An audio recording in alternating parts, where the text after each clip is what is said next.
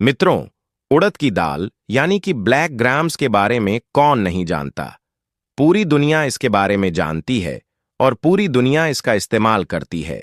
पर क्या कभी आपने उड़द की दाल का इस्तेमाल किया है? मैं यह गारंटी से बोलता हूं कि 80 से 90% लोगों ने कभी भी उड़द की दाल का इस्तेमाल नहीं किया होगा और ना ही इसके चमत्कारी फायदों के बारे में जानते होंगे। और मैं आपको यह भी गारंटी से बोलता हूं कि जब आप उड़द की दाल का इस्तेमाल सही तरीके से करेंगे और सही टाइम पर करेंगे और सही चीज को मिला के करेंगे तो आप आपके शरीर की हजारों तरीके की बीमारियों को जड़ से ठीक कर सकेंगे। और बीमारियों में भी ऐसी ऐसी बीमारियां जो कि हमारे शरीर के अंदर यानी कि मर्दों के अंदर कभी ना कभी देखने को मिलती है, चाहे वह आपको 22 या 30 साल की उम्र में देखने को मिले, चाहे वह आपको 40 या 50 या 60 साल की उम्र से देखने को मिले, पर मिलती जरूर है। जैसे प्रीमेच्योर स्कुलेशन का होना यानी कि शीघ्र पतन का होना, यानी कि बहुत ही जल्दी डिस्चार्ज हो जाना और चुटकी बजाते ही आपका काम जो है वह तमाम हो जाना। लो स्पर्म काउंट यानी कि वीर्य की संख्या में बहुत ज्यादातर कमी महसूस होना, या कुछ लोगों की रिपोर्ट में स्पर्म का बिल्कुल नील हो जाना। रेक्टाइल डिस्फंक्शन यानी कि स्तंभन दोष का होना, यानी कि पुरुषों के प्राइवेट पार्ट के अंदर ब्लड सर्कुलेशन का नहीं आना और उसकी वजह से इरेक्शंस का नहीं आना या तनाव का नहीं आना या वहां का सुनप्पन हो जाना। लिबिडो प्रॉब्लम यानी कि काम इच्छा में कमी महसूस होना, उत्तेजना में कमी महसूस होना, बीवी के पास में जाने का मन नहीं करना या पार्टनर से मिलने का मन नहीं करना। और जब यह यौन संबंधी 100 तरीके की बीमारियां हमारे शरीर के अंदर पैदा होती हैं तो हमारी हड्डियां कमजोर होने लग जाती हैं, नसें जो है वह सूटने लग जाती है, मांसपेशियों के अंदर दमखम जैसा नहीं होता, बुढ़ापा दिखना शुरू हो जाता है और शरीर के अंदर लो इम्यूनिटी, लो स्टेमिना और थकान और कमजोरी और डीलापन आना शुरू हो जाता है। और मानो ऐसा लगता है कि शरीर के अंदर दमखम जैसा नहीं होना। तो यह सैकड़ों तरीके की बीमारियां हमारे शरीर के अंदर कभी ना कभी देखने को मिलती हैं और हम इन सभी बीमारियों को सुधारने के लिए किसी भी अच्छे से डॉक्टर के पास में नहीं जाते और ना ही उनसे कोई राय लेते हैं। हम तो जाते हैं सीधा मेडिकल स्टोर और वहां से सेक्सुअल एक्टिविटी को बढ़ाने वाली हजारों दवाइयों का इस्तेमाल करते हैं, जबकि आपको यह पता नहीं होगा कि इन दवाइयों का अगर हम रेगुलर इस्तेमाल करते हैं और बिना किसी डॉक्टर की सलाह के इस्तेमाल करते हैं तो आपके शरीर के अंदर इनके भयंकर से साइड इफेक्ट्स का नुकसान जो है वो भी अभी आपको उठाने पड़ सकते हैं। तो अब यहां पर सवाल ये खड़ा हो जाता है कि अगर आप बिल्कुल नेचुरल तरीके से और अपने घर पर ही इन हजारों तरीके की बीमारियों को जड़ से ठीक करना चाहते हैं या इनसे बचना चाहते हैं तो ट्रस्ट मी कि इस वीडियो का हर एक सेकंड और हर एक पल जो है वह आपके लिए है, क्योंकि आज के इस वीडियो में हम जानने वाले हैं कि उड़द की दाल को इस्तेमाल करने से हमारे शरीर के अंदर क्या क्या सुपर फायदे देखने को मिलते हैं। दूसरे नंबर पर मैं आपको यह बताऊंगा कि उड़द की दाल के अंदर दो कौन सी ऐसी चीजें हैं जो आपको मिलाकर के इस्तेमाल करना जरूरी है। एंड थर्ड नंबर पे मैं आपको यह बताऊंगा कि उड़द की दाल ब्लड प्रेशर और शुगर वाले मरीजों के लिए रामबाण क्यों मानी जाती है। And fourth and last number पे मैं आपको यह बताऊंगा कि उड़द की दाल को इस्तेमाल करने का सही तरीका क्या है, इसको इस्तेमाल करने का सही टाइम क्या है और कौन कौन लोग हैं जो उड़द की दाल का बिल्कुल भी इस्तेमाल नहीं करें। तो ओवरऑल वीडियो में हम यही बात करेंगे। तो वीडियो का एक भी पार्ट जो है वह आपको स्किप नहीं करना है और ना ही काट काट करके देखना है। इस वीडियो को एंड तक वॉच जरूर करना है, क्योंकि आधा अधूरा ज्ञान जो है वह जहर का काम करता है। तो अपनी अच्छी सी मात्रा को समझने के लिए आप इस वीडियो को लास्ट तक जरूर देखें। तो वीडियो शुरू करने से पहले मैं आपको थोड़ा सा अपना इंट्रोडक्शन दे देता हूं। आप देख रहे हैं वास्तुशास्त्र ज्ञान चैनल। चैनल पर पहली बार आए तो चैनल को प्लीज सब्सक्राइब जरूर करें, वीडियो को लाइक जरूर करें। मन में किसी भी तरीके का कोई भी सवाल है तो कमेंट बॉक्स में जाकर मुझसे पूछ सकते हो, उसका आंसर आपके पास में डेफिनेटली पहुंच जाएगा।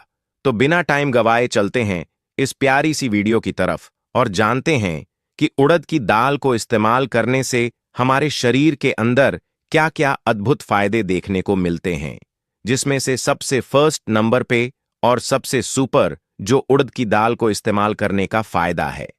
उड़द के दाल के अंदर पाए जाने वाले पावरफुल एंटीऑक्सीडेंट और आयरन, जिंक और विटामिन B9 यानी कि फोलेट जैसे जो तत्व हैं, वह पुरुषों के शरीर के अंदर ब्लड सर्कुलेशन को तेज करने का काम करते हैं, जिससे पुरुषों के प्राइवेट पार्ट के अंदर इरेक्शंस आने शुरू हो जाते हैं, तनाव आने शुरू हो जाते हैं, वहां का सुनपन दूर होना शुरू हो जाता है। यह एक मुट्ठी उड़द की दाल हमारी लिबिडो प्रॉब्लम को दूर करने में, यानी कि काम इच्छा को बढ़ाने में, उत्तेजना को 10 गुना बूस्ट करने में हमारी मदद करती है। और इसी उड़द की दाल से हमारे स्पर्म की क्वालिटी प्लस क्वांटिटी बिल्कुल परफेक्ट और सटीक रहने का काम करती है। और यही उड़द की दाल हमारी PM21 यानी कि प्रीमेच्योर इकुलेशन यानी कि शीघ्र पतन, यानी कि अगर आप बहुत ही जल्दी डिस्चार्ज हो जाते हैं और आपकी टाइमिंग जो है वह बिल्कुल 0 सेकंड है, उसको आप बढ़ाना चाहते हैं, तो ऐसी कंडीशन को बहुत जल्दी सुधारने के लिए आप उड़द की दाल का इस्तेमाल जरूर करें। अगला और सबसे पावरफुल जो उड़द की दाल को इस्तेमाल करने का फायदा है, उड़द की दाल के अंदर पाए जाने वाले कैल्शियम, मैग्नीशियम और फास्फोरस जैसे जो तत्व हैं, वह हमारी हड्डियों को मजबूत करने का काम करते हैं, हमारी मसल्स को डेवलप करते हैं और मसल्स के अंदर से अकड़न और जकड़न को दूर करने में यह हमारी हेल्प करते हैं। हमारी नसों के अंदर खून के दौरान को बढ़ाते हैं, जिससे नसों के अंदर सुनपन और झंझनाहट जैसी बीमारियां दूर होने में हमारी मदद करती है और हमारे जोड़ों के अंदर कैल्शियम को पूरा करने का यह कार्य करते हैं। आखिर में और सबसे प्यारा जो उड़द की दाल को इस्तेमाल करने का फायदा है, उड़द की दाल के अंदर पाए जाने वाले प्रोटीन और कार्बोहाइड्रेट और विटामिन B1, विटामिन B2 और विटामिन B6 जैसे जो तत्व हैं, वो हमारे शरीर के स्टैमिना को 10 गुना बढ़ाने का काम करते हैं। हमारे शरीर के अंदर से थकान, कमजोरी और ढीलेपन को दूर करने में हमारी मदद करते हैं। हमारे शरीर के एनर्जी लेवल को इंस्टेंट बढ़ाते हैं और साथ ही साथ में इम्यूनिटी को बूस्ट करने का यह काम करते हैं और हमारे शरीर को लाखों तरीके की बीमारियों से बचाने में यह हमारी हेल्प करते हैं। अब इस वीडियो का सबसे बड़ा और सबसे अहम सवाल कि आपको उड़द की दाल का इस्तेमाल किस तरीके से करना चाहिए और इसके साथ में दो कौन सी ऐसी चीजें हैं जो आपको मिलाकर के इस्तेमाल करना जरूरी है। तो आपको एक कटोरी दाल को 1 गिलास पानी के अंदर रात भर भिगो करके रख देना है और सुबह इस दाल को कुकर के अंदर डाल के उबाल लेना है। और इसके साथ में जो 2 चीजें आपको डालनी है वह है आधा चम्मच हल्दी का पाउडर और 1 चम्मच देसी घी। इन तीनों को मिलाकर के आपको 5 से 7 मिनट तक अच्छी तरीके से उबाल लेना है। उबालने के बाद आप इनको दोपहर के टाइम पे या रात के टाइम पे इस्तेमाल कर सकते हैं और हफ्ते में 2 से 3 बार इसका इस्तेमाल किया जा सकता है। पर उड़द की दाल को इस्तेमाल करने से पहले आपको कुछ छोटी छोटी चीजों का ध्यान रखना बेहद ज्यादा जरूरी है। अगर आपकी किडनी में स्टोन है, यानी कि पथरी है, या किडनी की कोई भी बीमारी चल रही है, यूरिक एसिड बढ़ा चल रहा है, ब्लड यूरिया बढ़ा चल रहा है, तो ऐसे हालात में आप इस दाल का इस्तेमाल नहीं करें। सेकेंडली, अगर आपको IBS की प्रॉब्लम है या एसिडिटी या कब्ज बहुत ज्यादातर बनता है या पाइल्स की प्रॉब्लम है, तो ऐसे हालात में आप इस दाल को अवॉइड करें। और अगर आपके शरीर के अंदर एलर्जी हो रही है या इन्फेक्शन दिन पे दिन बढ़ता जा रहा है या खारिश बहुत ज्यादा तरह आती है, तो ऐसे हालात में आप इसका इस्तेमाल नहीं करें। प्रेग्नेंट वुमेन और छोटे बच्चे जो हैं वह इसका इस्तेमाल नहीं करें, अदरवाइज आप इसका इस्तेमाल कर सकते हैं। इस वीडियो का सबसे बड़ा और सबसे अहम सवाल कि BP और शुगर वाले मरीजों के लिए उड़द की दाल एक रामबाण क्यों मानी जाती है? क्योंकि उड़द की दाल के अंदर मैग्नीशियम और पोटेशियम्स होते हैं जो कि हमारे ब्लड प्रेशर को कंट्रोल करने में हमारी मदद करते हैं। सेकेंडली, उड़द की दाल के अंदर GI यानी कि ग्लाइसेमिक इंडेक्स की जो मात्रा है वह मध्यम होती है, जिसकी वजह से शुगर वाले जो मरीज हैं वह भी इसका इस्तेमाल कर सकते हैं। और यह सबसे ज्यादा इस पर निर्भर रहता है कि आपका शुगर और आपका BP जो है वह कितना चल रहा है। उसके लिए जाइए, आप कमेंट बॉक्स में अपनी एज, अपना शुगर, अपना ब्लड प्रेशर मुझे लिख करके भेजिए ताकि मैं आपकी एक अच्छी सी डोज को बता सकूं और आप उड़द की दाल का अच्छी तरीके से इस्तेमाल कर सकें। सो आई होप सी वीडियो जो है वह बहुत बहुत पसंद आया होगा। पसंद आया तो प्लीज वीडियो को लाइक जरूर करें, चैनल को सब्सक्राइब जरूर करें। मन में किसी भी तरीके का कोई भी सवाल है तो कमेंट बॉक्स में जाकर मुझसे पूछ सकते हो, उसका जवाब आपके पास में तुरंत पहुंच जाएगा। मित्रों, आज मैं आपसे एक बहुत संवेदनशील विषय पर बात करने वाला हूं। ऐसा विषय जिसके बारे में ज्यादातर पुरुष खुलकर बात नहीं करते, क्योंकि समाज ने उन्हें सिखाया है कि कमजोरी को छुपाना ही ताकत है।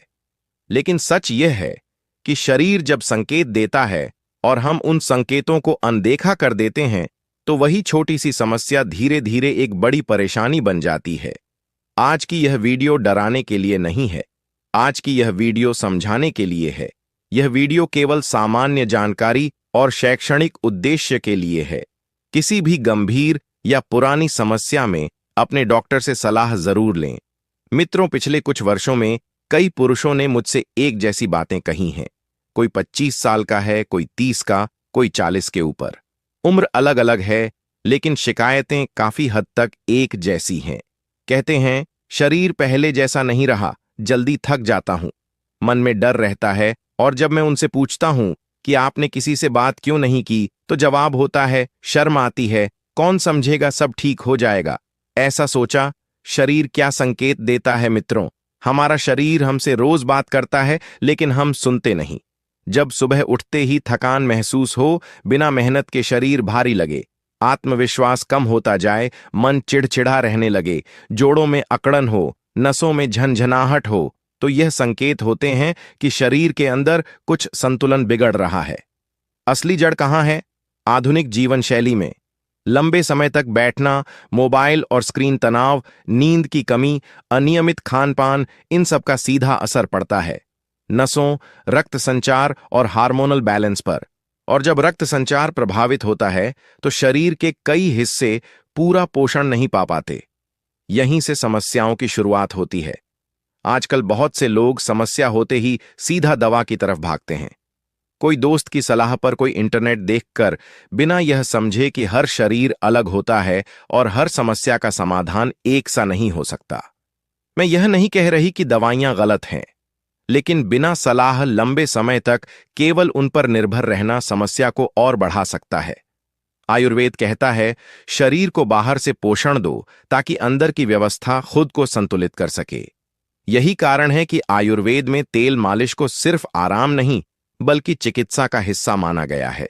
और इन्हीं तेलों में एक तेल ऐसा है जिसे तेल राज कहा गया, तिल का तेल। लेकिन सवाल यह है, क्या हर तिल का तेल सही होता है? क्या हर व्यक्ति के लिए तरीका एक सा होता है?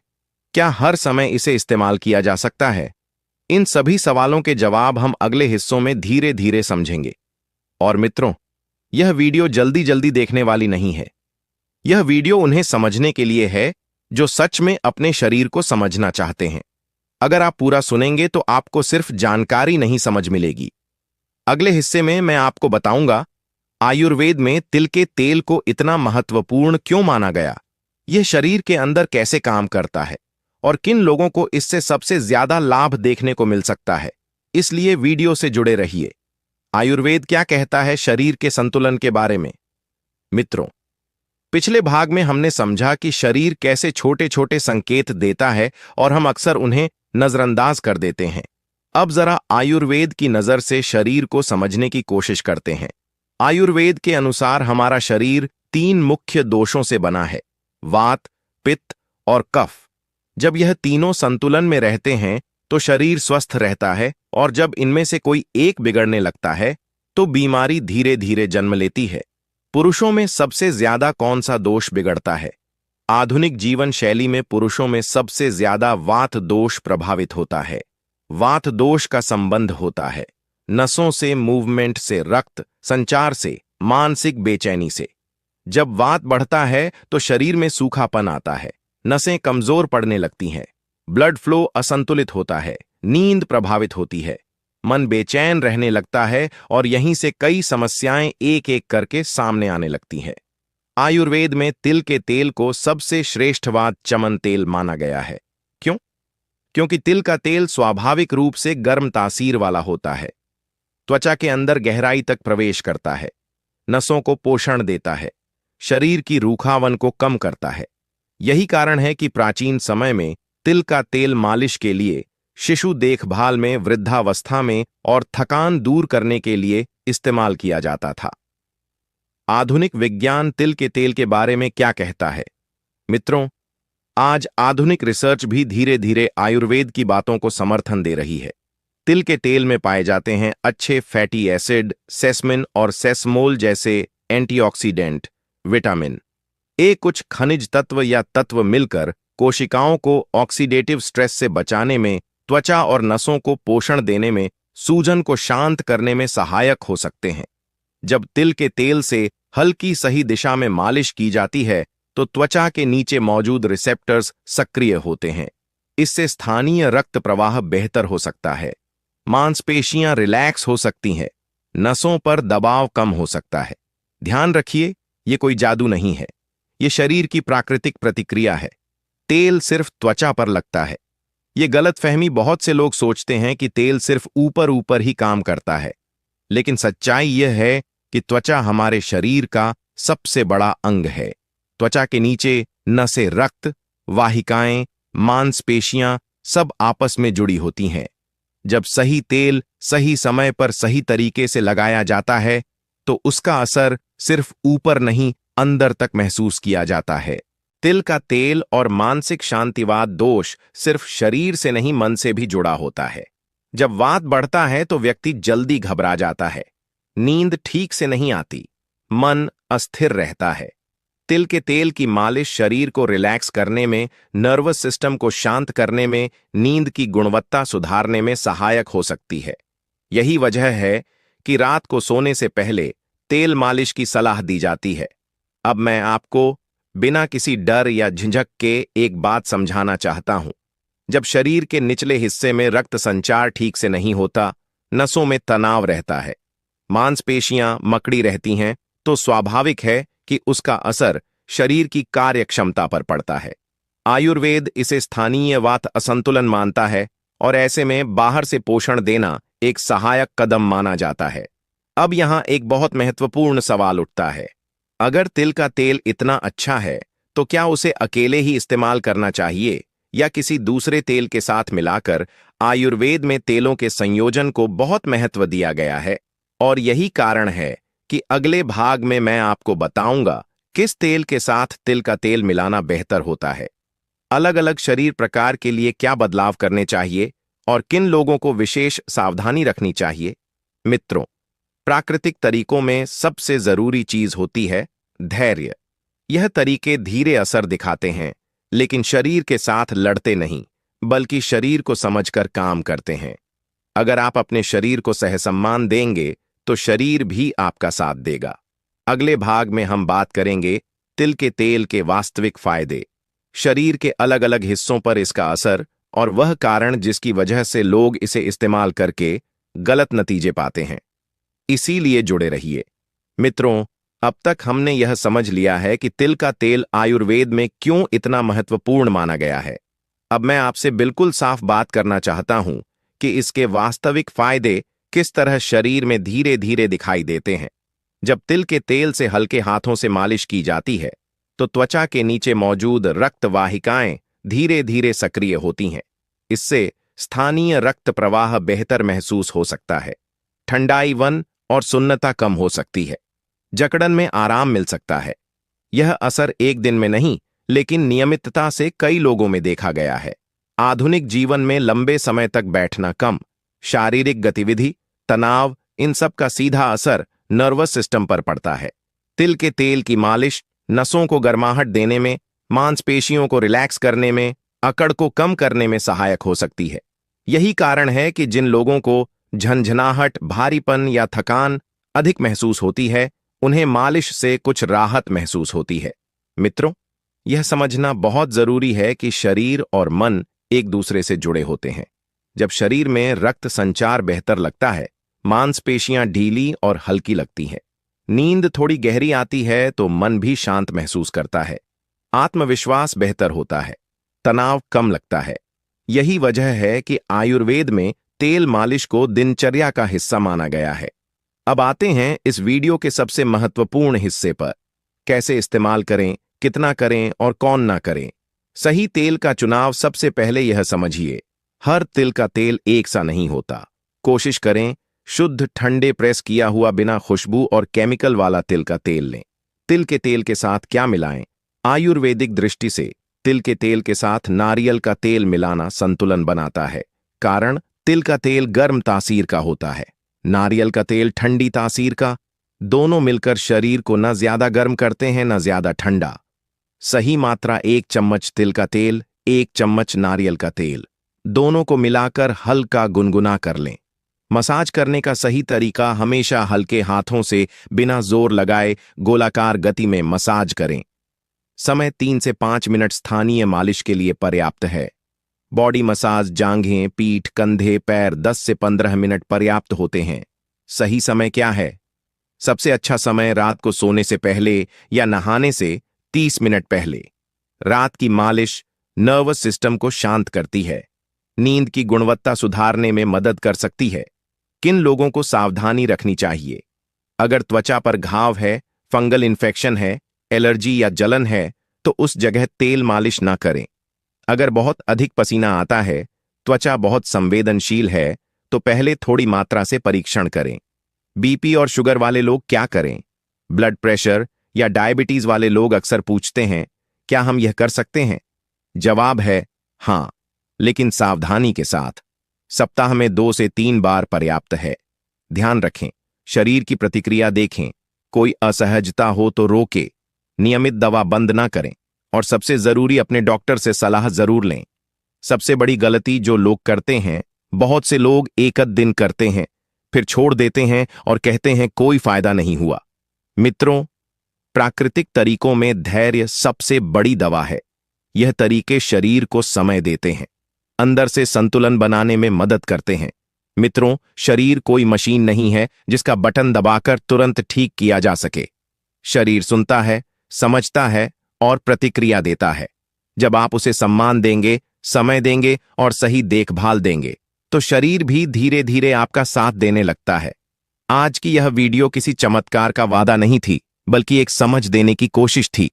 मैं थी, आप देख रहे हैं वास्तुशास्त्र ज्ञान चैनल। अगर यह जानकारी आपके लिए उपयोगी लगे तो वीडियो को लाइक करें, चैनल को सब्सक्राइब करें और अगर मन में कोई सवाल हो